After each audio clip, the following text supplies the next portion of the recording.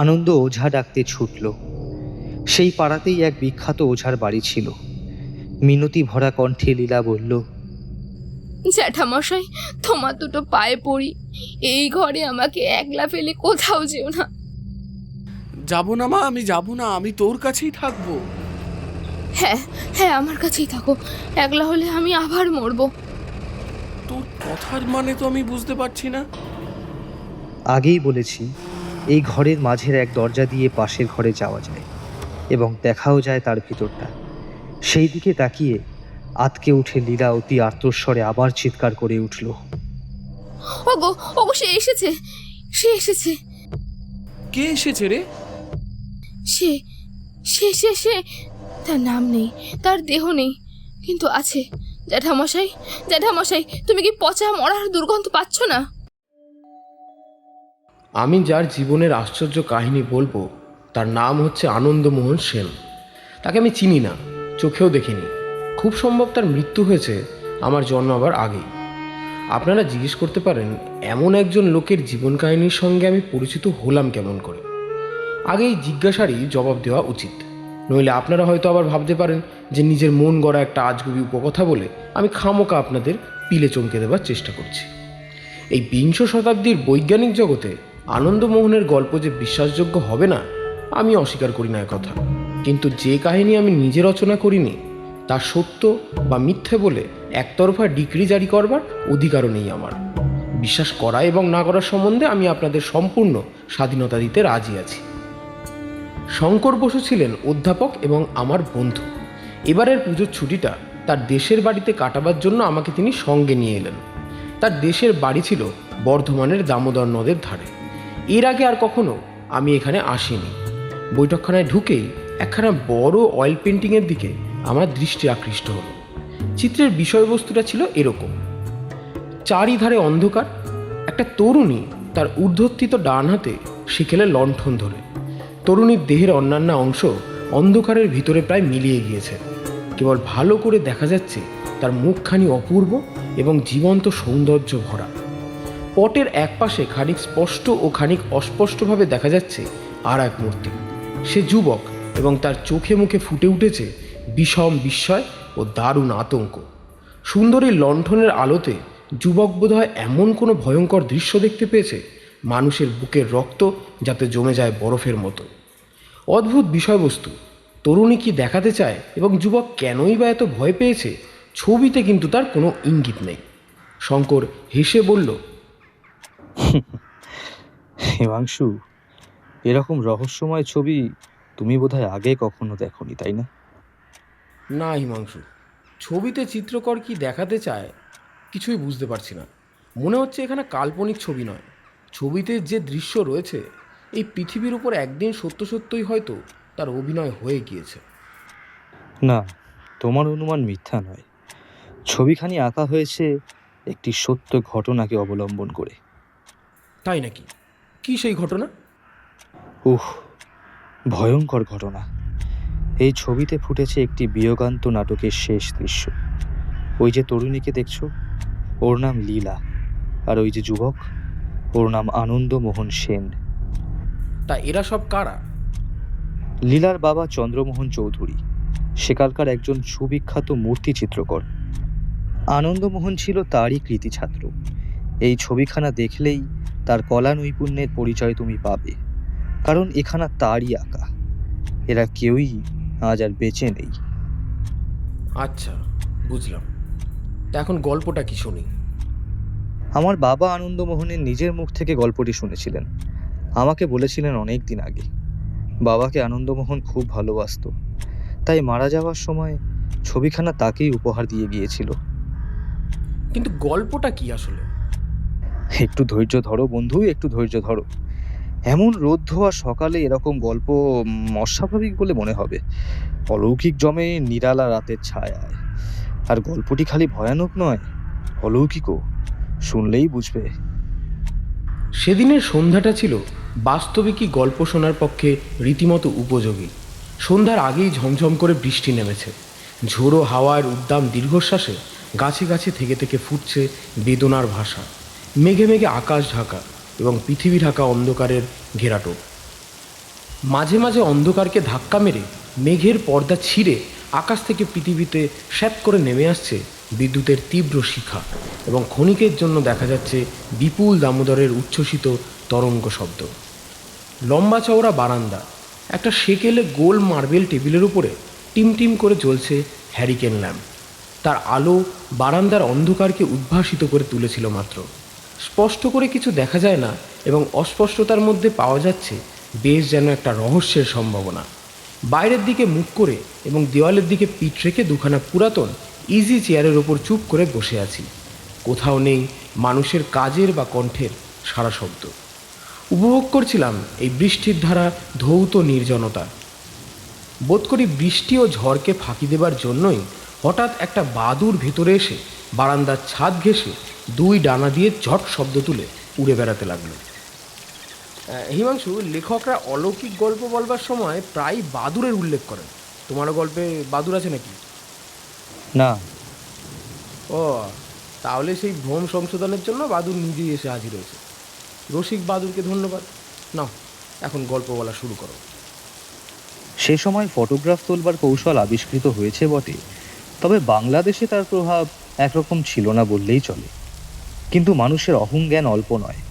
মৃত্যুর আগে সে ইহলোকে নিজের স্থায়ী চিহ্ন কিছু কিছু রেখে যেতে চায়, এবং ধনীদের ভিতরেই এই স্বভাবের প্রকাশ বেশি পাওয়া যায়। বাংলাদেশের প্রাচীন ধনী পরিবারের বসতবাড়ির ভিতরে গেলেই দেখা যাবে দেওয়ালের চারিদিকে টাঙানো রয়েছে বড় বড় তৈলচিত্রর পর তৈলচিত্র। অধিকাংশই হচ্ছে পূর্বপুরুষদের ছবি। আজকের ধনী এবং নির্ধনরাও সাধারণত ফটোগ্রাফের সাহায্যে নিজেদের নশ্বর চেহারাটা পৃথিবীতে বাঁচিয়ে রেখে যাওয়ার চেষ্টা করে, কিন্তু সেকালে ছিল কেবল তৈলচিত্রের চলন।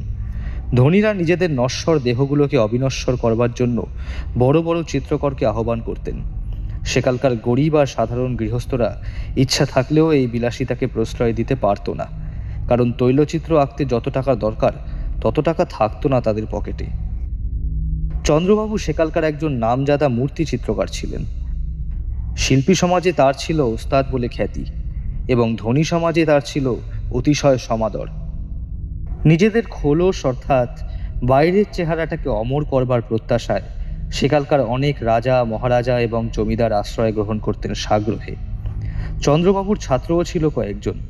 অবসরকালে তিনি তাদের চিত্র সম্বন্ধে শিক্ষা দিতেন, এবং ছাত্রদের মধ্যে তার সবচেয়ে প্রিয় ছিল আনন্দমোহন। আনন্দ ছিল যাকে বলে অনাথ। তার বাড়িঘর, আত্মীয় স্বজন কিছুই ছিল না, কিন্তু আনন্দের চিত্র অঙ্কনের পটুতা ও মিষ্ট প্রকৃতি দেখে তার প্রতি আকৃষ্ট হয়েছিলেন চন্দ্রবাবু। তাকে তিনি নিজের সংসারে আশ্রয় দিয়েছিলেন বাড়ির ছেলের মতন, এবং চন্দ্রবাবুর পক্ষে আনন্দের মতন একজন বিশ্বস্ত লোকের আবশ্যক ছিল অত্যন্ত। চন্দ্রবাবু ছিলেন চিরকুমার। নিজের আর্ট নিয়ে সর্বদাই এমন মত্ত হয়ে থাকতেন যে প্রৌঢ় বয়স পর্যন্ত তার স্মরণ পথে উদিত হয়নি যে মনুষ্য সমাজে বিবাহ বলে কোনো অনুষ্ঠানের অস্তিত্ব আছে। তার পরলোকগত কনিষ্ঠ ভ্রাতার একটি মেয়ে ছিল, তার নাম লীলা। গৃহস্থালীর সমস্ত কর্তব্য সেই পালন করত, এবং গৃহস্থালীর বাইরেকার যা কিছু কাজ তার ভার ছিল আনন্দের উপরে। এই দুজনের হাতে সমস্তটা ছেড়ে দিয়ে চন্দ্রবাবু নিশ্চিত হয়ে কলালক্ষ্মীর সেবা করতেন। কলিকাতার হট্টগোল চন্দ্রবাবুর মোটেই ভালো লাগতো না, অথচ তার পক্ষে কলকাতার সঙ্গে সম্পর্ক না রাখলেও নয়। তাই তিনি বাস করতেন শহরতলির এমন এক জায়গায় যেখানে শহরের কাছাকাছি থেকেও উপভোগ করা যায় পল্লী প্রকৃতির নির্জনতা। হিমাংশু, মনে রাখো, এ হচ্ছে 70 বছর আগেকার কথা। তখন এই কলকাতা শহরেও ছিল না ইলেকট্রিক মোটর, বাস এবং অন্যান্য আধুনিক যুগের লক্ষণ। অনেক রাস্তায় থাকতো মিটমিটে তেলের আলো, এবং অনেক রাস্তার দুধারে থাকতো নালা বা খোলা ড্রেন। খোলার ঘর এবং বস্তি দেখা যেত তখন কলকাতার যেখানে সেখানে। আজ কলকাতায় তুমি সরকারি বাগান ছাড়া ছোট বা বড় মাঠ প্রায় খুঁজেই পাবে না, কিন্তু তখনকার দিনে কলকাতার বহু স্থানেই এত মাঠ, ময়দান ও ছোটোখাটো জঙ্গলের মতন জায়গা ছিল যে সেখানে গেলে শহরে বসেই দেখতে পাওয়া যেত পল্লীগ্রামের আংশিক ছবি। সে সময় শহরের অবস্থাই যখন ছিল এরকম, তখন শহরতলি যে পল্লীগ্রামের মতোই হবে এটুকু নিশ্চয়ই আন্দাজ করা তোমার পক্ষে কঠিন হবে না। তখন টালিগঞ্জ প্রভৃতি স্থানে গেলে মনে হতো যেন অরণ্যে এসেছি। এমনই এক জায়গাতেই ছিল চন্দ্রবাবুর বসত বাড়ি, এবং তার চিত্রশালা ছিল সেখান থেকে খানিক দূরে, কলকাতার প্রান্ত সীমায়। আসল গল্প শুরু করবার আগে এখানে আরেকটি কথা বলে রাখি, লীলার বয়স হয়েছিল 16-17। তখনকার দিনে এত বয়সের কুমারী কন্যার সংখ্যা ছিল খুবই অল্প। কিন্তু চন্দ্রবাবু ছিলেন ইংরাজি মেজাজের লোক। ব্রাহ্ম বা খ্রিস্টান না হলেও বিশ্বাস করতেন যে অল্প বয়সে মেয়ের বিয়ে দেওয়া উচিত নয়। কেবল পরমা সুন্দরী বললেও লীলার রূপের কথা ঠিকমতো বোঝানো যায় না। সে ছিল অদ্ভুত রূপসী, রং গড়ন, মুখ চোখ ছিল এমন ধারা যে খুঁজলেও তার জোড়া মিলত না। তার উপরে লীলার প্রকৃতিও ছিল অতি মধুর, অতি নম্র। সুতরাং এমন একটি মেয়ের দিকে যে আনন্দ হবে আকৃষ্ট, এ হচ্ছে খুব সহজ কথা। মনে মনে সে অদূর ভবিষ্যতে লীলাকে নিজের সহধর্মিণী কল্পনা করত। লীলাও বোধহয় এটুকু বুঝতে পারত, যদিও আনন্দ কোনোদিনও মুখ ফুটে প্রকাশ করেনি আপন মনের কথা। আনন্দ ও লীলা ছিল এক জাতিরই লোক, তবু আপাতত লীলার সঙ্গে যে তার বিবাহের প্রসঙ্গ ওঠাও অসম্ভব, এ সত্য আনন্দের অজানা ছিল না। সে হচ্ছে অনাথ, পরের আশ্রয়ে বাস করে। সে লীলাকে বিয়ে করতে চাইলে চন্দ্রবাবু হয় খাপ্পা হয়ে উঠবেন, নয় হেসেই উড়িয়ে দেবেন অমন অদ্ভুত প্রস্তাব। অতএব নিজেকে যথাসম্ভব তাড়াতাড়ি তৈরি করে তোলবার চেষ্টা করছিল আনন্দ। চন্দ্রবাবু নিজেই মত প্রকাশ করেছেন, তার শিক্ষা প্রায় সম্পূর্ণ হয়ে এসেছে। অল্প দিনের মধ্যেই স্বাধীনভাবেই সে চিত্র ব্যবসায় অবলম্বন করতে পারবে। স্বাধীন হওয়ার অর্থই হচ্ছে অর্থ উপার্জন করা। ধনী সমাজে আনন্দের যদি পসার হয়, তাহলে তার হাতে লীলাকে সমর্পণ করতে চন্দ্রবাবুর নিশ্চয়ই আপত্তি হবে না। আনন্দ দিনের পর দিন গুনছিল সেই আশাতেই। তখন সন্ধ্যা হয়। অন্যান্য ছাত্ররা বিদায় নিয়েছে। চিত্রশালার মধ্যে কাজ করছে আনন্দ একাকী। একখানি বড় ঘর দোতলার উপরে। এখানে সেখানে দেওয়ালের উপর রয়েছে অনেকগুলো ছোট বড় সম্পূর্ণ বা অসম্পূর্ণ ছবি, সবই তৈলচিত্র। তখনকার দিনে শিক্ষিত বাঙালি চিত্রকররা সাধারণত জলীয় রং বা ওয়াটার কালারকে ব্যবহার করতেন না। জলীয় রং ব্যবহার করত যারা, শিক্ষিতরা অবজ্ঞা করে তাদের ডাকতেন পটুয়া বলে। বাংলাদেশের আধুনিক শিক্ষিত সমাজে জলীয় রঙের প্রাধান্য স্থাপন করেন সর্বপ্রথমে শিল্পাচার্য অবনীন্দ্রনাথ। তাড়াতাড়ি স্বাধীন হবার জন্যে আনন্দমোহন পরিশ্রম করত প্রায় দিবারাত্রিব্যাপী। অন্যান্য ছাত্ররা ছুটি নিয়ে চলে গেলেও সে অনেকক্ষণ ধরে চিত্রশালায় রং আর তুলি নিয়ে নিযুক্ত থাকত। আজ কোনো এক খেয়ালি ক্রেতার ফরমাসে আনন্দ আঁকছিল একখানা অদ্ভুত ছবি, নরকের দৃশ্য। যমদূতরা জনৈক পাপীকে ধরে অগ্নিকুণ্ডের মধ্যে নিক্ষেপ করতে উদ্যত হয়েছে। পাপীর মূর্তি প্রায় সম্পূর্ণ হয়ে এসেছে, কিন্তু আনন্দ বিপদে পড়েছে যমদূতগুলোকে নিয়ে। জ্যান্ত মানুষের সঙ্গে যমদূতের পরিচয় হয় না, আনন্দও কখনো দেখেনি যমদূত। তাদের চেহারা যে ঠিক কীরকম হওয়া উচিত, আনন্দ কিছুতেই তা ধারণায় আনতে পারছে না। বিলাতি ছবিতে ইম্প, ডেমন ও ডেভিল প্রভৃতিকে দেখেছে। তাদের কালো কালো প্রায় মানুষের মতন চেহারা, কিন্তু তাদের মাথায় থাকে শিং, পিছনে থাকে ল্যাজ এবং পায়ে থাকে গরু প্রভৃতির মতন খুর। কিন্তু যিনি ছবির ফরমাস দিয়েছেন তিনি হচ্ছেন নাকি পরম হিন্দু, গঙ্গাজল ছাড়া আর কোনো জল পান করেন না। আনন্দ কিন্তু অনায়াসেই ফিরিঙ্গি, ইম্প, ডেমন ও ডেভিল প্রভৃতিকে আঁকতে পারত, কিন্তু সেসব খ্রিস্টানি মূর্তি দেখলে হিন্দু ক্রেতার নিশ্চয়ই হিন্দুত্ব জখম হবে। আর ছবি আঁকা সম্ভবপর নয়। চিত্রশালার মধ্যে পুঞ্জীভূত হয়ে উঠবার চেষ্টা করছে সন্ধ্যার অন্ধকার। বাইরে ক্রমে ক্রমে স্তব্ধ হয়ে আসছে নাগরিক কোলাহল।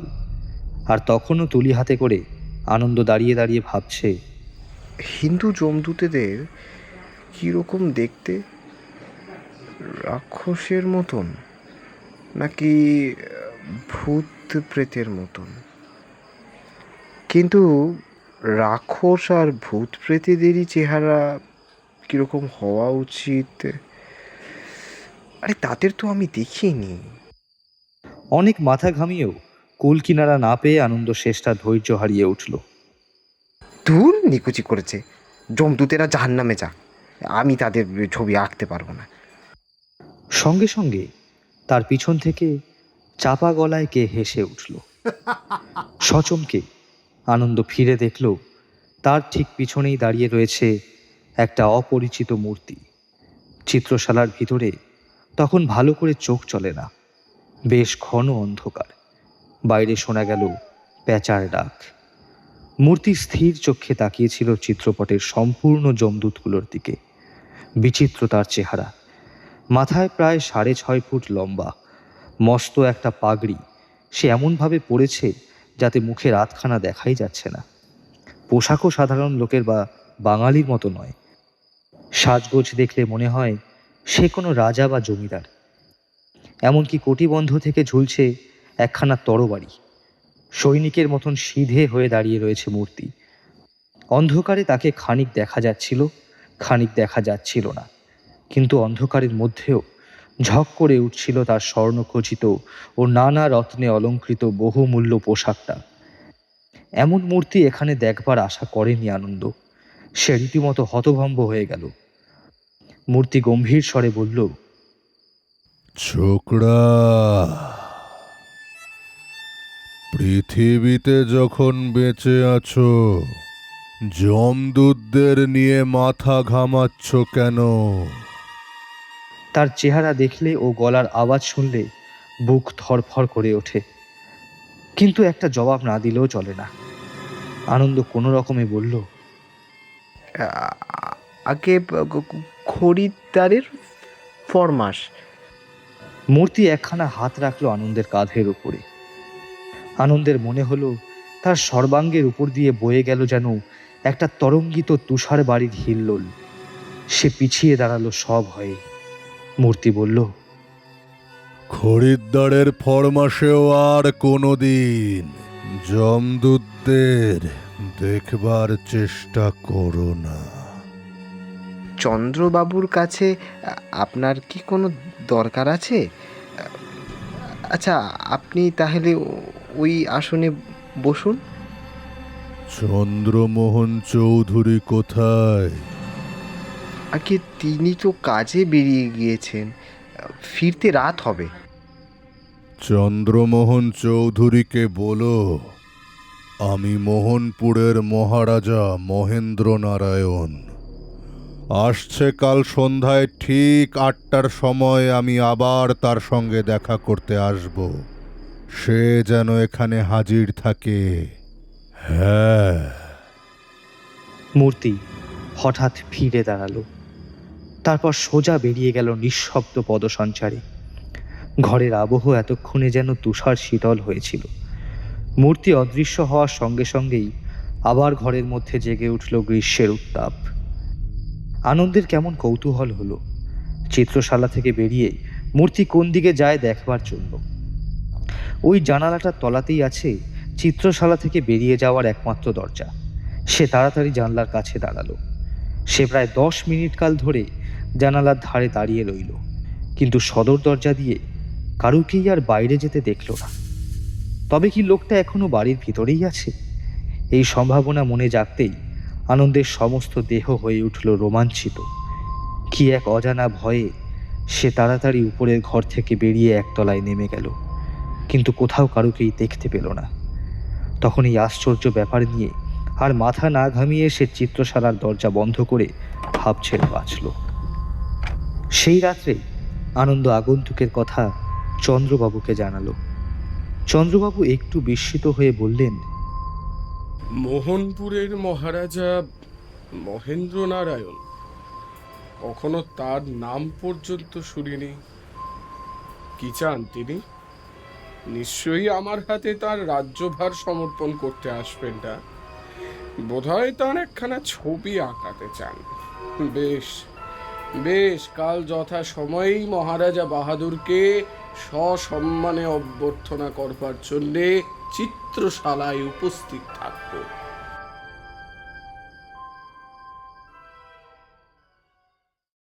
পরদিনের সন্ধ্যা। চিত্রশালার মধ্যে একমাত্র আনন্দ ছাড়া আর কোনো ছাত্র নেই। চন্দ্রবাবু ঘরের ভিতরে পায়চারি করছিলেন। হঠাৎ দাঁড়িয়ে পড়ে বললেন, ৮টা তো বাজে বাজে। আনন্দ কই? এখনো তো কারোর টিকি দেখতে পাচ্ছি না। আগে তিনি ঠিক ৮টার মধ্যে আসবে বলেছেন। কি নাম বলেছিলে? মোহনপুরের মহারাজ মহেন্দ্র নারায়ণ? আগে হ্যাঁ। তা দেখতে কিরকম? দেখলেই মনে হয় যেন ইয়ে সম্ভ্রান্ত ব্যক্তি। বয়স কত? এই বলা শক্ত স্যার, তবে এইটুকু বলতে পারি যে বয়সে তিনি যুবক নন। ঘড়ির দিকে তাকিয়ে চন্দ্রবাবু বললেন, 8টা বাজতে আর 1 মিনিট বাকি। তা এখনো মহারাজা বাহাদুরের তো দেখা নেই। আনন্দ, আমি কিন্তু 8টা বাজলেই চলে যাব, আমার অনেক কাজ আছে। মহারাজা বাহাদুর যদি তারপরেও আসেন, তবে তার সঙ্গে তুমি কথাবার্তা কয়ো। জীবনের রাজা মহারাজা দেখেছি প্রায় 2 ডজন, বুঝলে? কোনো মহারাজের জন্যেই আমি এখানে ধন্না দিয়ে বসে থাকতে রাজি নই। মহারাজাদের চেয়ে আমি মহাশয়দের বেশি পছন্দ করি। ঘড়িতে ঢং ঢং করে 8টা বাজল। একতলা থেকে দোতলায় উঠবার কাঠের সিঁড়ির ওপরে শোনা গেল না কারুর পায়ের শব্দ, কিন্তু ঘরের দরজার সামনে দেখা গেল মোহনপুরের মহারাজা মহেন্দ্র নারায়ণের মূর্তি। মহেন্দ্র নারায়ণের মূর্তির ভিতর দিয়ে প্রকাশ পাচ্ছিল এমন একটা আশ্চর্য ব্যক্তিত্বের ভাব যে চন্দ্রবাবু তাড়াতাড়ি মাথা হেঁট করে তাকে প্রণাম না করে পারলেন না। মহেন্দ্র নারায়ণ ঘরের ভিতরে প্রবেশ করলেন। চন্দ্রবাবু তাড়াতাড়ি একখানা চেয়ার টেনে এগিয়ে দিয়ে বললেন, আসুন আসুন, বসুন বসুন। মহেন্দ্র নারায়ণ সেদিকে ভ্রুক্ষেপও করলেন না, তিনি দাঁড়িয়েই রইলেন। তা আপনি কি মোহনপুরের মহারাজা বাহাদুর? আহ, শুনলাম আমার সঙ্গে মহারাজা বাহাদুরের কোনো দরকার আছে। এ প্রশ্নের জবাব না দিয়ে মহেন্দ্র নারায়ণ হাত তুলে আনন্দকে দেখিয়ে বললেন, তোমার ওই লোকটি কি বিশ্বস্ত? আগে হ্যাঁ, অত্যন্ত বিশ্বস্ত। পরিচ্ছদের ভিতর থেকে একটি ছোট বাক্স বার করে মহেন্দ্র নারায়ণ বললেন, এই বাক্সটা নিয়ে ওকে কাছাকাছি কোনো জহুরির কাছে যেতে বলো। ও যাচাই করে আসুক এই বাক্সের ভিতরে যা আছে তার দাম কত। বাক্সটি নিয়ে আনন্দ বেরিয়ে গেল। জহুরির বাড়ি যেতে আনন্দের বেশিক্ষণ লাগলো না, সে পরিচিত জহুরি। আনন্দ বলল, বাক্সটা তাহলে খুলে দেখুন। বাক্সের ভিতর ছিল নানা রকম রত্নখচিত অলংকার। জহুরি সবিস্ময়ে বললেন, আনন্দবাবু, এইসব জড়োয়া গয়না কার? মোহনপুরের মহারাজার। আশ্চর্য ব্যাপার, এরকম জড়োয়া গয়না একালেও কেউ ব্যবহার করে নাকি? গয়নাগুলো কি ভালো নয়? ভালো নয় বলেন কি? এমন চমৎকার গয়না আজকাল কেউ দেখতে পায় নাকি? এরকম গয়নার চলন ছিল সেই নবাবী আমলে। আচ্ছা, ওর ওর ওর দাম বলতে পারবেন? নিশ্চয়ই পারি। জহুরি গয়নাগুলো নিয়ে বেশ খানিকক্ষণ পরীক্ষার পর বললেন, ভারী দামি গয়না দেখছে তো। তাও কত দাম হবে? 10 লক্ষ টাকার তো কম নয়। শুনে আনন্দের মাথা ঘুরতে লাগলো। 10 লক্ষ টাকার ভার বহন করে এখানে এসেছে সে, অথচ কিছুই অনুভব করতে পারেনি। 10 লক্ষ টাকা এত হালকা? ওদিকে আনন্দ ঘর থেকে বেরিয়ে আসবার পরেই মহেন্দ্র নারায়ণ গম্ভীর স্বরে বললেন, শোনো চন্দ্রমোহন, এখানে আজ আমার মিনিট কয়েকের বেশি থাকবার উপায় নেই। কিছুদিন আগে কলকাতার এক রঙ্গালয়ে তোমার ভ্রাতুষ্পুত্রীকে আমি দেখেছিলুম। তাকে আমি বিবাহ করতে চাই। চন্দ্রবাবু সচকিত চোখে মহারাজের মুখের পানে তাকালেন। কি বললেন তিনি বুঝতে পারলেন না। অদ্ভুত প্রস্তাব। মহারাজা অবিচলিত কণ্ঠে বললেন, তুমি অবাক হচ্ছ কেন? আমার চেয়ে ধনী পাত্র পাবার আশা তুমি করো নাকি? চন্দ্রবাবু তখনও জবাব দিতে পারলেন না। কেবল এই অদ্ভুত প্রস্তাব বা বিস্ময়ের জন্য নয়, আগন্তুককে দেখে তার বুকের ভিতরে জাগ্রত হয়েছে কেমন একটা অজ্ঞাত আতঙ্ক। সেখান থেকে পালিয়ে যাবার ইচ্ছা হলো, কিন্তু কেবল ভদ্রতার খাতিরেই সেই ইচ্ছা তিনি দমন করলেন। অনেক কষ্টে শেষটা তিনি বললেন, মহারাজা বাহাদুর, আপনার প্রস্তাব শুনে নিজেকে ভাগ্যবান মনে করছি, কিন্তু লীলা বালিকা নয়। তার মত না নিয়ে আপনাকে কেমন করে আমি কথা দেব বলুন তো? চন্দ্রমোহন, আমাকে ছলনা করবার চেষ্টা করো না। আমি জানি তুমি লীলার একমাত্র অভিভাবক। তোমার অনুরোধ কিছুতেই সে অমান্য করবে না। মহারাজা সামনের দিকে 2 পা এগিয়ে এলেন। চন্দ্রবাবু পিছিয়ে গেলেন। তার ভয় আরও বেড়ে উঠল। এই অদ্ভুত মূর্তির কাছে একলা থাকাও যেন বিপজ্জনক। তিনি মনে মনে প্রার্থনা করলেন, হে ভগবান, আনন্দকে যেন অবিলম্বে তার কাছে পাঠিয়ে দেয়। মহারাজা অধীর কণ্ঠে বললেন, হ্যাঁ, বলো তোমার মত কি? কিন্তু মহারাজ, আপনার জাতি। আমার জাতি? তুমি কি জানো না রাজা রাজরা সব জাতি বিবাহ করতে পারে? কিন্তু আর কোনো কিন্তু নয়। শোনো, সেই ছোকরা বাক্স নিয়ে ফিরে এলেই শুনবে তার ভিতরে লক্ষ লক্ষ টাকার জড়োয়া গয়না আছে। এ গয়না লীলাই পাবে। তার উপরে যৌতুক স্বরূপ আমি আরও 10 লক্ষ টাকা দেব। এরপরেও তোমার আপত্তি আছে? মহারাজা নিষ্পলক নেত্রে চন্দ্রবাবুর মুখের দিকে তাকালেন। চন্দ্রবাবুর মনে হলো সে জ্বলন্ত দৃষ্টি যেন তার সমস্ত ইচ্ছাশক্তি হরণ করে নিচ্ছে। তার মুখ দিয়ে যেন ইচ্ছার বিরুদ্ধেই বেরিয়ে গেল, আমার কোনো আপত্তিই নেই। এই সময় গয়নার বাক্স নিয়ে ফিরে এলো আনন্দ। তাকে দেখে চন্দ্রবাবু যেন মনের ভিতরে খানিকটা জোর পেলেন। ভাবলেন, আর একটু আগে ছোকরা যদি আসতো তাহলে আমি কথা দিতুম না। আনন্দ বলল, জহুরি বললে যে বাক্সের ভেতরে 10 লক্ষ টাকার গয়না আছে। শুনলে?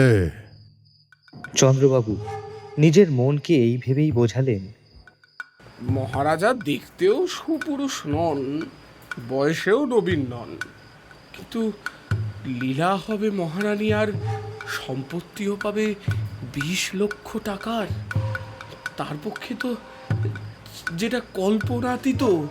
সুতরাং এমন বিবাহে সম্মতি দিলে আমার পক্ষে বিশেষ অন্যায় হবে না। প্রকাশ্যে বললেন, কিন্তু মহারাজা, আমার একটা আর্জি আছে। বলো। বিবাহের আগে লীলার সঙ্গে আপনার পরিচয় করা উচিত। আজ আর সময় নেই।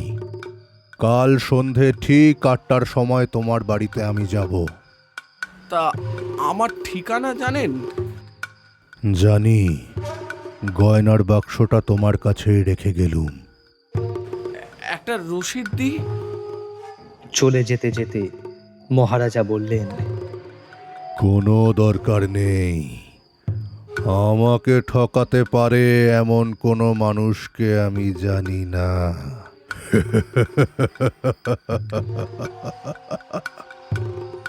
চন্দ্রবাবুর মনে হলো ঘরের ভিতর থেকে বেরিয়ে গেল যেন একটা অপার্থিব ছায়া। আনন্দ নিজের সন্দেহ ভঞ্জনের জন্য আজও গিয়ে দাঁড়ালো জানলার ধারে। আজও মহারাজা বাহাদুরকে সদর দরজা দিয়ে বাইরে বেরোতে দেখল না। ব্যাপারটা বড়ই আশ্চর্য, বড়ই অদ্ভুত, বড়ই ভয়াবহ। কিন্তু মুখে সে কিছুই প্রকাশ করল না। আর এসব কথা নিয়ে আলোচনা করবার মতন মনের অবস্থাও ছিল না তার। সে বুঝল তার সুখের মেঘে আগুন লাগতে আর দেরি নেই। যাকে কেন্দ্র করে তার ভবিষ্যতের সমস্ত আশা আকাঙ্ক্ষা বিকশিত হয়ে উঠেছিল, এইবারে সেই দেবীকে বিসর্জন দিতে হবে অশ্রু জলে। তবু সে স্বার্থপর হতে চায় না। লীলা যদি সুখী হয়, হোক সে মোহনপুরের মহারানী। পরদিন সন্ধ্যা 8টার কিছু আগে চন্দ্রবাবু অতিথি সৎকারের জন্য আহার্যের আয়োজন করেছিলেন প্রচুর। ডিমের পরোটা, লুচি, পোলাও, মাংস, 3 রকম মাছ, 3 রকম তরকারি, ইলিশ মাছের ডিম ভাজা, সন্দেশ, রসগোল্লা, দই, রাবড়ি ও ছানার পায়েস প্রভৃতি। লীলা নিজের হাতে সারাদিন ধরে এইসব রেঁধেছে। যদিও এখনও সে জানে না যে অতিথি আসছেন তার সঙ্গে তার ভবিষ্যতের সম্পর্ক কী। আনন্দও তার কাছে কোনো কথা ভাঙেনি। নিজের দুঃখ সে পুষে রেখেছে নিজের মনের ভিতরেই। বোধহয় তার মুখেও তার মনের ছায়া পড়েছিল কিছু কিছু, কারণ লীলা মাঝে মাঝে প্রশ্ন করছে, আনন্দবাবু, আপনার মুখটা আজ এরকম শুকনো দেখাচ্ছে কেন? আনন্দ সহাস্যে লীলার সমস্ত প্রশ্ন উড়িয়ে দিয়েছে এই বলে, শরীরটা শরীরটা তেমন আজ ভালো নেই। 8টা বাজল। সঙ্গে সঙ্গে বৈঠকখানার দরজার সামনে দেখা গেল মহারাজা মহেন্দ্র নারায়ণ বাহাদুরকে। চন্দ্রবাবুর বুকের কাছটা ধক করে উঠল। এমন আকস্মিকভাবে মহারাজার আবির্ভাব তিনি প্রত্যাশা করেননি। মহারাজা আত্মপ্রকাশ করলেন যেন হাওয়ার ভিতর থেকেই। যদিও এমন চিন্তা হাস্যকর, তবু এই কথাই মনে হলো চন্দ্রবাবুর। কিন্তু বিস্মিত হলো না আনন্দ, কারণ সে এইটাই আশা করছিল। মহেন্দ্র নারায়ণ দরজার কাছ থেকেই বললেন, আমার হাতে আধ ঘন্টার বেশি সময় নেই। তোমার ভ্রাতুষ্পুত্রী কোথায়? দোতলায়। তবে চলো দোতলায়। মনে রেখো, কাঁটায় কাঁটায় 8:30টার সময় আমাকে এখান থেকে যেতে হবে। ভালো করে মহেন্দ্র নারায়ণের দিকে তাকিয়ে চন্দ্রবাবু কেমন শিউরে উঠলেন। আনন্দেরও 2 চক্ষু হলো বিস্ফারিত। মহেন্দ্র নারায়ণ আজ এসেছেন পদস্থ সৈনিকের বেশে, এবং তার সমস্ত মুখখানা স্পষ্টভাবে দেখা যাচ্ছে। আর সে কি মুখ! মুখের রং একেবারে হলদে, তার মধ্যে রক্তের চিহ্ন মাত্র নেই। চোখের তারার উপর ও নিচের দিকে দেখা যাচ্ছে সাদা অংশ। সে যেন কোনো উন্মাদগ্রস্তের চোখ। মাথায় লম্বা লম্বা রুক্ষ কটা চুলগুলো এসে পড়েছে কাঁধের উপরে, যেন তৈলের সঙ্গে তাদের সম্পর্ক ঘুচে গেছে বহুকাল। ওষ্ঠাধর কালো কুচকুচে, তাদের ঠেলে বেরিয়ে পড়েছে দুপাশে 2টো সাপদের মতো হিংস্র হলদে রঙের লম্বা দাঁত। হঠাৎ দেখলে মনে হয় এ যেন অনেক দিন আগেকার গলায় দড়ি দিয়ে মরা মানুষের মুখ। কোনো দুষ্ট প্রেতাত্মা দেহের ভিতরে আশ্রয় নিয়ে মুখখানাকে জ্যান্ত করে রেখেছে কতকটা। মনের ভাব প্রাণপণে গোপন করে চন্দ্রবাবু বললেন, বেশ, আসুন মহারাজ বাহাদুর, আমরা দোতলাতেই যাই। সশব্দে ভারী ভারী পা ফেলে মহেন্দ্র নারায়ণ সিঁড়ি দিয়ে উপরে উঠতে লাগলেন, ঠিক যেন যন্ত্রচালিত কোনো মূর্তির মতন, কিংবা যেন কোনো পুতুলবাজির পুতুলকে চালনা করছে অদৃশ্য রজ্জুর সাহায্যে। উপরের ঘরে বসেছিল লীলা। মহেন্দ্র নারায়ণকে দেখেই সে চমকে আড়ষ্ট হয়ে রইল কাঠের মতো। চন্দ্রবাবু বললেন, লীলা, ইনি হচ্ছেন মোহনপুরের মহারাজা বাহাদুর। মহেন্দ্র নারায়ণ প্রায় আধ মিনিট ধরে লীলার দিকে তাকিয়ে স্তব্ধ হয়ে দাঁড়িয়ে রইলেন। তারপর হঠাৎ ফিরে পাশের ঘরের দিকে তাকিয়ে বললেন, চন্দ্রমোহন, একবার ওই ঘরে আমার সঙ্গে এসো। যাচ্ছি মহারাজা বাহাদুর। আপনার যখন সময় নেই তখন তাড়াতাড়ি খাওয়ার ব্যবস্থাটা করে যাই। মহেন্দ্র নারায়ণ অত্যন্ত বিস্মিত স্বরে বললেন, খাবার? মহারাজা বাহাদুর, আপনাকে খাওয়াবার শক্তি আমার কোথায়? সামান্য কিছু আয়োজন। সামান্য বা অসামান্য কোনো খাদ্যই আমি গ্রহণ করতে পারবো না। সে কি, লীলা এত কষ্ট করে রেঁধেছে। বাজে সময় নষ্ট করো না, পাশের ঘরে চলো। অজ্ঞতা আর বাক্য ব্যয় না করে মহেন্দ্র নারায়ণকে নিয়ে চন্দ্রবাবু পাশের ঘরে গিয়ে ঢুকলেন। বললেন, এখন কি আদেশ বলুন। এই নাও 10 লক্ষ টাকার নোট। লীলাকে আমি সঙ্গে নিয়ে মোহনপুরে ফিরে যেতে চাই। বিবাহ না করেই? আমাদের বংশের নিয়ম, পাত্র রাজধানীতে গিয়ে পাত্রীকে বিবাহ করবে। মহারাজার রাজ্যের কথা জানি না, কিন্তু এ দেশে ও নিয়ম অচল। মহেন্দ্র নারায়ণ সিধে হয়ে দাঁড়ালেন। মাথায় তিনি যেন উঁচু হয়ে উঠলেন আরো 1 ফুট। দীপ্ত চোখে চন্দ্রবাবুর দিকে তাকিয়ে গম্ভীর স্বরকে গম্ভীরতর করে বললেন, চন্দ্রমোহন, আমাকে তোমাদের দেশের নিয়ম মেনে চলতে হবে নাকি? লীলাকে আমার হাতে সমর্পণ করবে বলে তুমি কথা দিয়েছ, নিজের কথা রাখতে তুমি বাধ্য।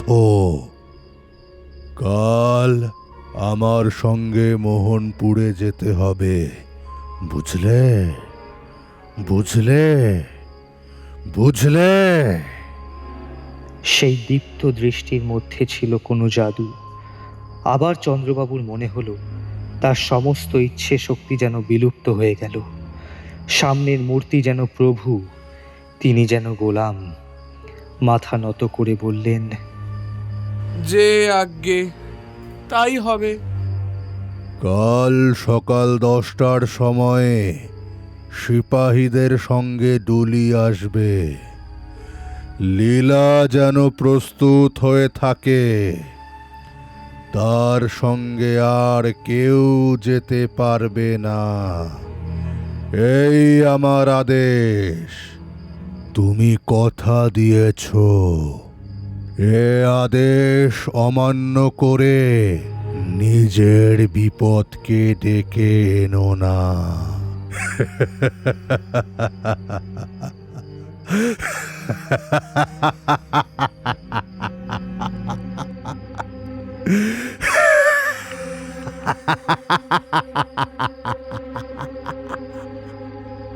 মহেন্দ্র নারায়ণ হঠাৎ ঘর ছেড়ে বাইরে এবং তারপর বেরিয়ে গেলেন বাড়ির ভিতর থেকে।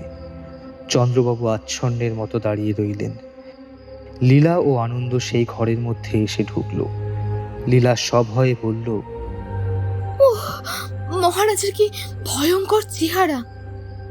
চন্দ্রবাবু যেন স্বপ্নাবিষ্টের মতো বললেন, ভয়ঙ্কর চেহারা? লীলা শিউরে উঠে বলল, মা গো, তুমি দেখোনি? ভালো করে লক্ষ্য করে দেখোনি? মহারাজ যতক্ষণ এখানে ছিলেন একবারও তার চোখের পাতা পড়েনি, ঠিক যেন মরা মানুষের চোখ। আমি একটা ব্যাপার লক্ষ্য করেছি।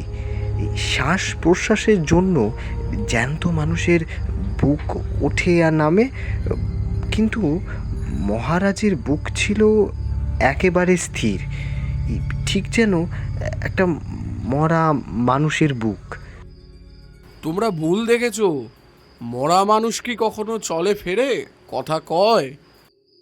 সে সত্য কথা, কিন্তু আমি যদি একটা গোটা রাজ্য পাই, তাহলেও তোমার মহারাজা বাহাদুরকে আবার চোখে দেখতে রাজি হব না।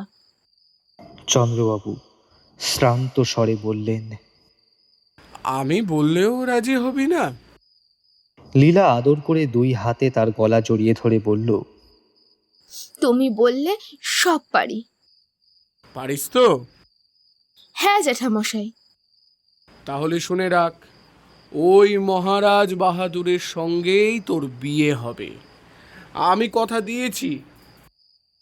লীলা দারুণ বিস্ময়ে চমকে উঠল। চন্দ্রবাবু আবার বললেন, কাল সকালে 10টার সময় তোকে মোহনপুরে নিয়ে যাবার জন্যে মহারাজের লোকজন আসবে। সঙ্গে আমরা কেউ থাকবো না। তোর বিয়ে হবে মোহনপুরেই।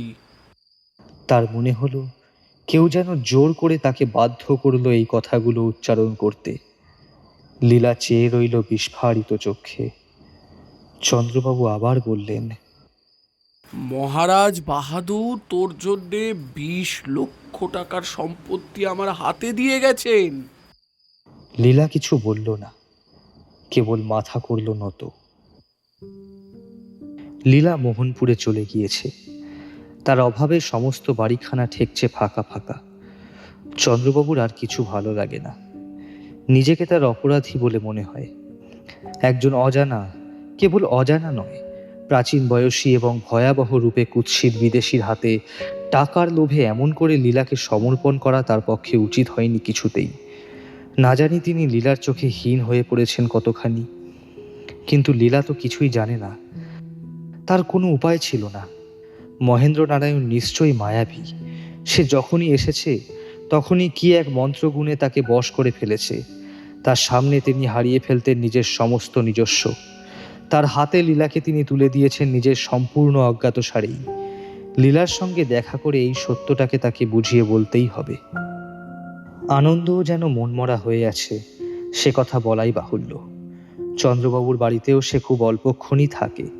চিত্রশালায় গিয়ে দিনের অধিকাংশ সময়ই সে কাজকর্মের মধ্যে ডুবে থেকে ভোলবার চেষ্টা করে লীলার অভাব। 3 দিনের কাজ সে শেষ করে ফেলে একদিনে।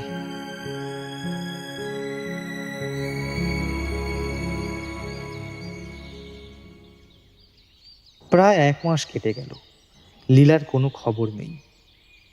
একদিন আনন্দকে ডেকে চন্দ্রবাবু বললেন, ব্যাপার বড় ভালো বুঝছি না। কি ব্যাপার? যাওয়ার সময় লীলা বলে গিয়েছিল নিয়মিতভাবে চিঠিপত্র লিখবে, কিন্তু 1 মাসেই তার একখানা চিঠি এলো না। এর কারণ কি? হয়তো তার অসুখ করেছে। আমারও তাই মনে হচ্ছে। তা এখন কি করা যায় বলো দেখি। আচ্ছা, মোহনপুরে নিজে একবার যান না। মহারাজা যদি অসন্তুষ্ট হন? কেন? আমি গরিব তুচ্ছ শিল্পী, সকলের সামনে আমাকে শ্বশুর বলে মানতে যদি তার মানে বাঁধে। না, তবু কিন্তু আপনার যাওয়া উচিত। এ কথা ঠিক, লীলার প্রতিও তো আমার কর্তব্য আছে। বেশ আনন্দ, কালকেই আমি মোহনপুরে যাত্রা করব। কলকাতা থেকে মোহনপুর হচ্ছে প্রায় 200 মাইল। মোহনপুর হচ্ছে একটি ছোটখাটো শহর। প্রধান রাজপথটি মাঝারি আকারের, সোজা চলে গিয়ে শেষ হয়েছে রাজবাড়ির ফটকের সামনে। ফটকের মুখে বন্দুক ঘাড়ে পাহারা দিচ্ছে সুসজ্জিত সিপাহী। প্রকাণ্ড প্রাসাদ, মাঝখানে মস্ত গম্বুজ। চন্দ্রবাবু সিপাহীর কাছে গিয়ে জিজ্ঞাসা করলেন, মহারাজা বাহাদুরের সঙ্গে কি দেখা হবে? ম্যানেজার বাবুকে জিজ্ঞাসা করুন। তা তিনি কোথায়? ওই যে এদিকে আসছেন। একটি প্রৌঢ় ভদ্রলোক রাজবাড়ির ভিতর থেকে বেরিয়ে আসছিলেন। চন্দ্রবাবু তাকে নমস্কার করলেন। ম্যানেজার বললেন, মহাশয়ের কি চাই? একবার মহারাজা বাহাদুরের দর্শন প্রার্থনা করি। আপনি মহারাজ বাহাদুরকে চেনেন? কিছু কিছু চিনি। তা কি সূত্রে আপনার সঙ্গে পরিচয়? চন্দ্রবাবু ভেবেছিলেন মহারাজার সঙ্গে তার আসল সম্পর্কের কথা বাইরের কারোর কাছে ভাঙবেন না, কিন্তু এখন তাকে বাধ্য হয়ে বলতে হলো। মহারাজা বাহাদুরের সঙ্গে আমার ভ্রাতুষ্পুত্রের বিবাহ হয়েছে।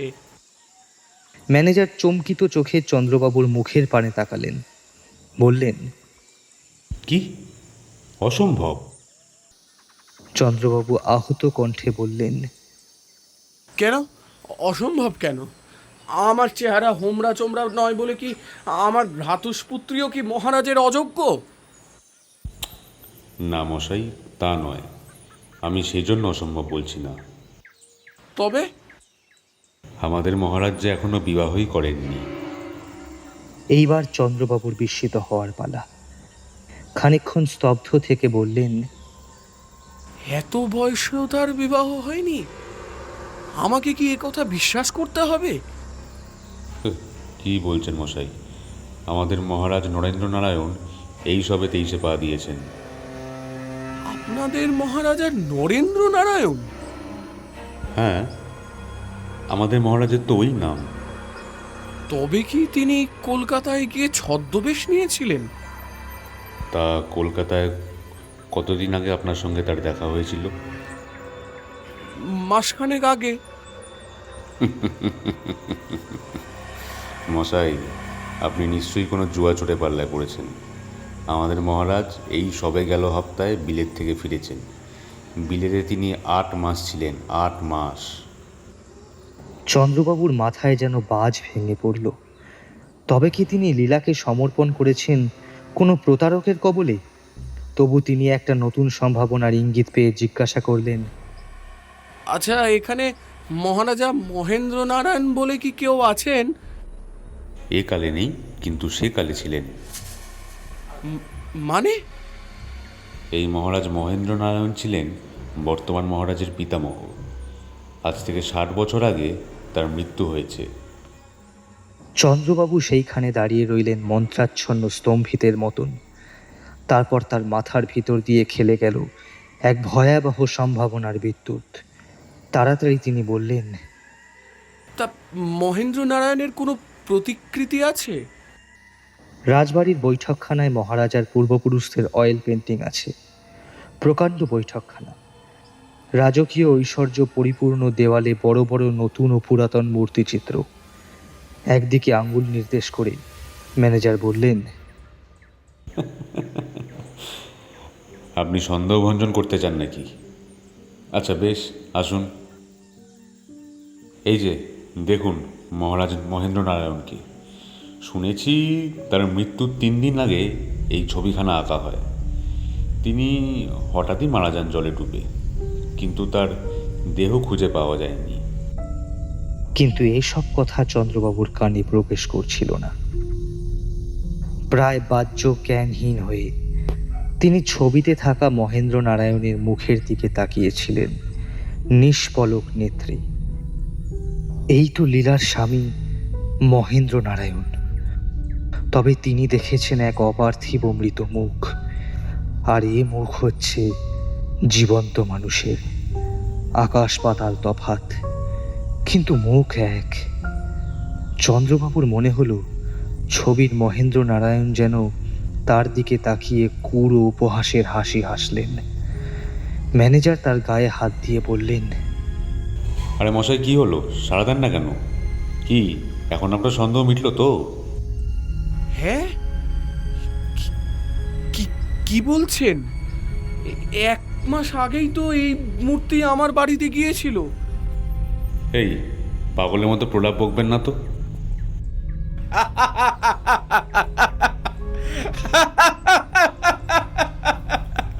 পাগল? না না না না, পাগল এখনো হইনি। এইবার হব।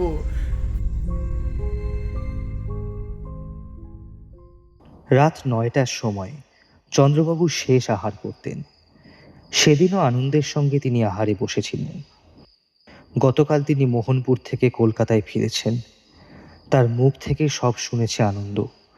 দুজনেরই মনের অবস্থা ভালো নয়, কথা নেই কারোর মুখেই। হঠাৎ সজোরে বেজে উঠল সদর দরজার কড়া। তারপর হলো দরজা খোলার শব্দ। চন্দ্রবাবু বিরক্ত কণ্ঠে বললেন, বেয়ারা কেন দরজা খুলে দিল? ওফ, এত রাত্রে কে জ্বালাতে এলো? সিঁড়ির উপরে লঘুপদের দ্রুত শব্দ শোনা গেল। তারপরে ছুটে ঘরের ভিতরে এসে ঢুকল লীলা। কিন্তু এ কি মূর্তি, এ কি তার বেশ! এলোমেলো এলানো চুলগুলো যেন তেল জলের সঙ্গে বহুকালের সম্পর্ক নেই। অসম্ভব আতঙ্কে চোখ দুটো যেন বাইরে বেরিয়ে আসতে চাইছে। গাল দুটো গেছে ভিতরে বসে এবং থরথর করে কাঁপছে সারা গা। ধুলো কাদামাখা পরনের কাপড়ে পাট নেই, জায়গায় জায়গায় ছেঁড়া, এবং সেখানা হচ্ছে সেই কাপড় যা পরে সে গিয়েছিল মোহনপুরে। মাটির উপরে ধপাস করে বসে পড়ল লীলা। চেঁচিয়ে উঠে বলল, জল জল জল, নইলে এক্ষুনি বুকটা ফেটে যাবে। আনন্দ তাড়াতাড়ি জল এনে দিল। সে একসঙ্গে ঠক ঠক করে 3 গ্লাস জল খেয়ে ফেলল, যেন তার নির্জল মরুযাত্রীর তৃষ্ণা। আবার সে চেঁচিয়ে উঠল, খাবার খাবার খাবার, নইলে আমি এখনই মরে যাব। চন্দ্রবাবু নিজের খাবারের পাত্রগুলো তখনই তার দিকে ঠেলে দিলেন। সে 2 হাতে গোগ্রাসে খাবারগুলো মুখে তুলে খেয়ে ফেলল, কিন্তু মিটল না তার দারুণ ক্ষুধা।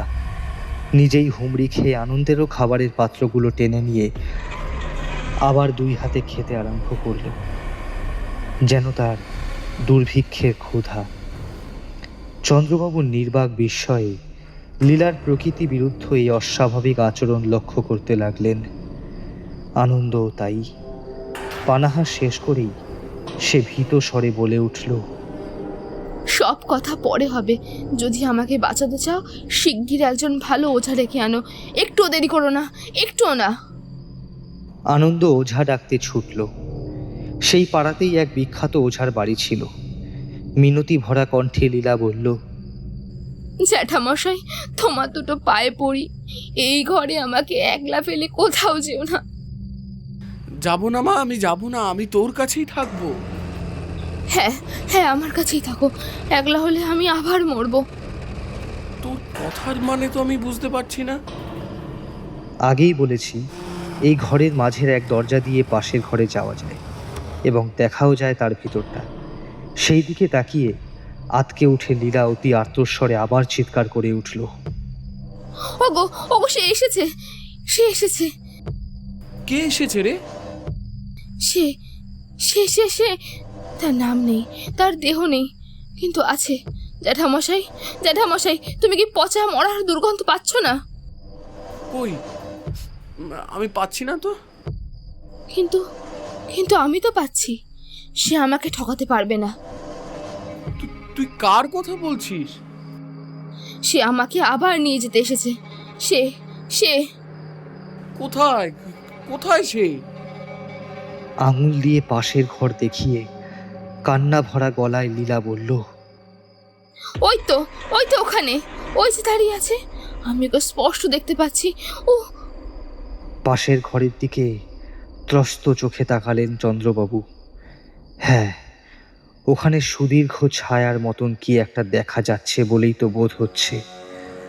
তারপর ভালো করে দেখে বুঝলেন তার চোখের ভ্রম। উপর থেকে সমুজ্জ্বল আলোর আধার ঝুলছে, ছায়া বা কায়া কোনো কিছুই নেই ওখানে, খালি ঘর। বললেন, লীলা, তুই ভুল দেখেছিস, ও ঘরে কেউ নেই। দুই বাহু দিয়ে চন্দ্রবাবুকে জড়িয়ে ধরে লীলা আকুল স্বরে বলল, আছে আছে আছে, আমি ওকে স্পষ্ট দেখতে পাচ্ছি। ও আমাকে আবার নিয়ে যাবে।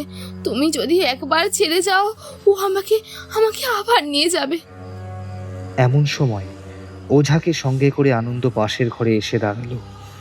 ওঝা ভিতরে এসেই বলল, আমি আমি এই ঘরে কোনো দুষ্ট আত্মাকে অনুভব করতে পারছি। হ্যাঁ হ্যাঁ হ্যাঁ, কোনো সন্দেহ নেই।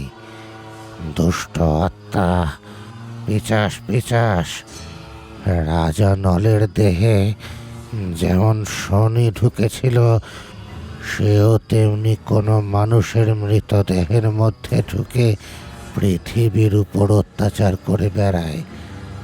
ভীষণ পিচাস। আমাকে আগে এই ঘরে বসেই কাজ আরম্ভ করতে হবে। আনন্দ ভীত ও সন্দিগ্ধ নেত্রে পাশের ঘরে দাঁড়িয়ে চারিদিকে ফিরে ফিরে তাকাতে লাগলো, কিন্তু সন্দেহ করবার মতো কোনো কিছুই দেখতে পেল না। অথচ এইটুকু অনুভব করতে পারল, ঘরের ভিতরে সে এবং ওঝা ছাড়া অন্য কোনো হিংস্র ভয়ানকের অস্তিত্ব আছে। উত্তেজনার পর উত্তেজনায় চন্দ্রবাবুর দেহ ক্রমেই নেতিয়ে পড়ছিল, কিন্তু সেই অবস্থাতেই ওঝার কথা শুনে রোমাঞ্চিত হয়ে উঠল তার সর্বাঙ্গ। লীলা চোখের সামনে কি দেখতে পাচ্ছিল তা সেই জানে, কিন্তু এইবারে সে দুই চোখ দেওয়ালে ঠেসান দিয়ে এলিয়ে পড়ল। ওঝা মাটির উপরে আসন পিড়ি হয়ে বসে পড়ে মন্ত্র উচ্চারণ করতে উদ্যত হলো, এবং ঠিক সেই মুহূর্তেই ঘরের ভিতরে এসে ঢুকলো একটা প্রবল দক্কা হাওয়া।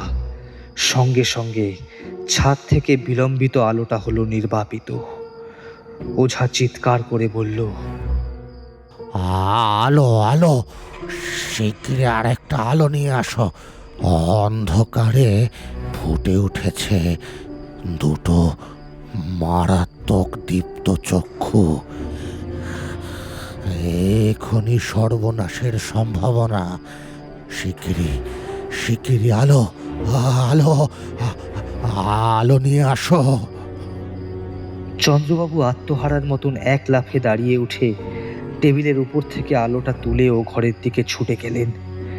লীলা তীক্ষ্ণ স্বরে কেঁদে উঠে বলল, জ্যাঠামশাই, যাবেন না, যাবেন না আমাকে একলা ফেলে, যাবেন না জ্যাঠামশাই। আমি তোর সামনেই আছি মা, আমি আলোটা ও ঘরে রেখেই আবার তোর পাশে এসে বসছি। বলতে বলতে চন্দ্রবাবু পাশের ঘরে গিয়ে আলোটা মেঝের উপরে বসিয়ে দিয়েই আবার এই ঘরে ফিরে আসবেন, এমন সময় আচম্বিতে মাঝের দরজাটা বন্ধ হয়ে গেল সশব্দে। পর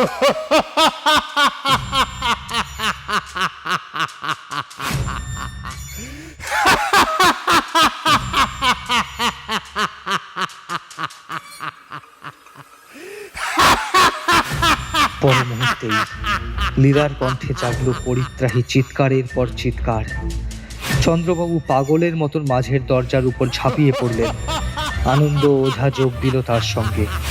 ও ঘরের মধ্যে লীলার বিষম চিৎকার ও ব্যাকুল ক্রন্দন আরো বেড়ে উঠল। কিন্তু তিনজনের সমবেত শক্তিও দরজার পাল্লা দুখানাকে এক চুল ফাঁক করতে পারল না। তারপরেই একেবারে স্তব্ধ হয়ে গেল লীলার কণ্ঠস্বর। ও ঘরের বারান্দার দিকের একটা দরজা খোলার শব্দ হলো এবং তারপরেই অকস্মাৎ খুলে গেল মাঝের ঘরের দরজা। যারা প্রাণপণে দরজা ঠেলছিল তারা সকলেই তাল সামলাতে না পেরে খোলা দরজার ভিতর দিয়ে ও ঘরের মেঝের উপরে পড়ে গেল হুমড়ি খেয়ে। আলো এনে দেখা গেল ঘরের মধ্যে কেউ নেই। আনন্দ বারান্দায় যাবার খোলা দরজা দিয়ে ছুটে গেল বাইরে। সেদিন উঠেছিল প্রতিপদের চাঁদ, চারিদিক থপ থপ করছে। বারান্দার তলাতেই একটি ছোট রাস্তা, তারপরেই একটা পুষ্করিণী এবং তার ভাঙা ঘাট। সেই ভাঙা ঘাটের সামনে পুষ্করিণীর খানিকটা জল ঘুরছিল চক্রের মতো, যেন এইমাত্র সেখানে কোনো ভারী জিনিস পড়েছে কিংবা কেউ ঝাঁপ খেয়ে অতলে তলিয়ে গিয়েছে।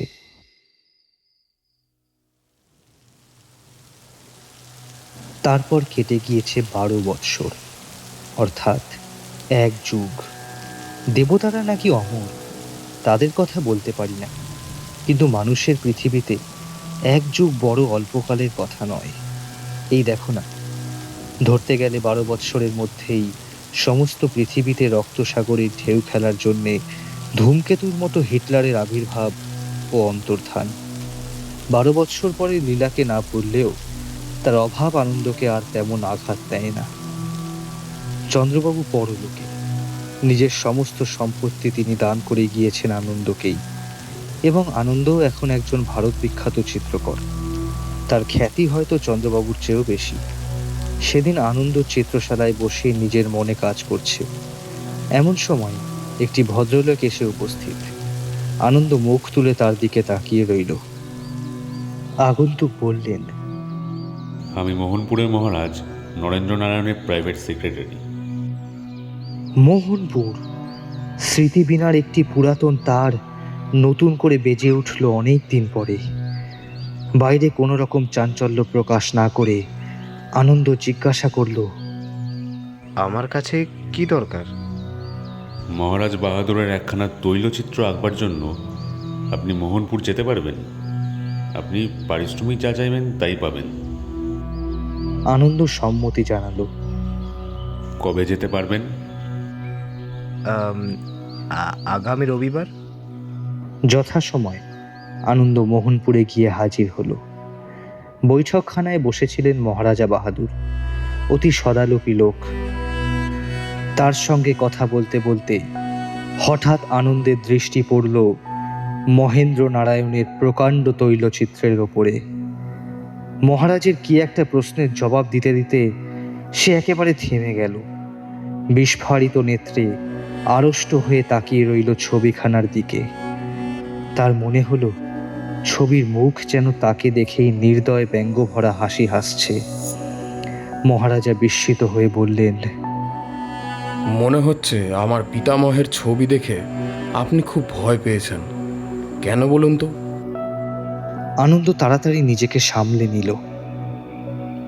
সন্ধ্যার পর বেরিয়ে আনন্দ বাসার দিকে ফিরে আসছে। মোহনপুর এবং তার আশেপাশে দেখবার কিছুই নেই, বন, মাঠ আর নদী ছাড়া। তখন চাঁদ উঠেছিল, খণ্ড চাঁদ। অন্ধকার একটুখানি পাতলা হয়েছিল বটে, কিন্তু ভালো করে নজর চলে না।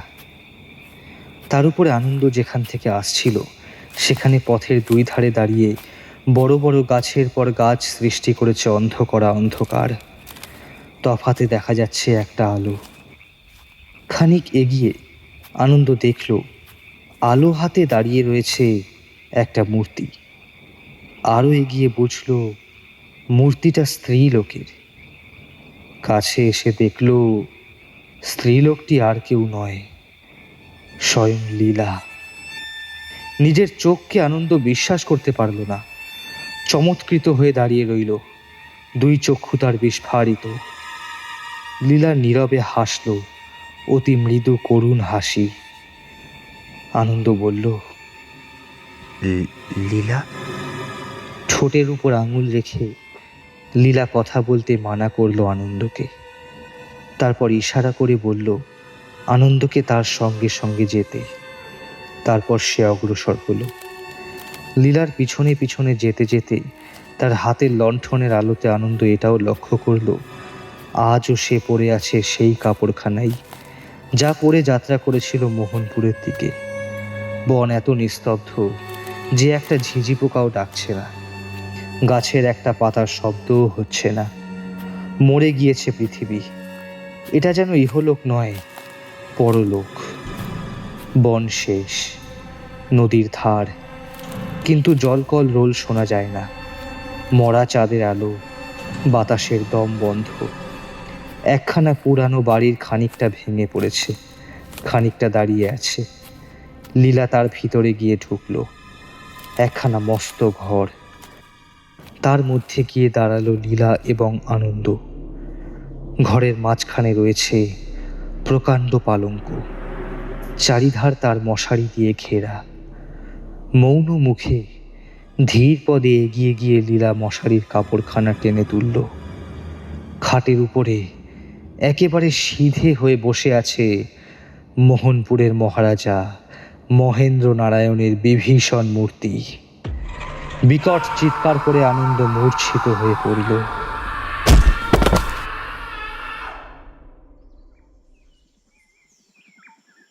পরদিন প্রভাতে নদীর ধারে মোহনপুরের শ্মশানে আনন্দকে পাওয়া গেল। তখনও তার মূর্ছা ভাঙেনি। তার কাছে ছিল একটা সেকেলে লণ্ঠন।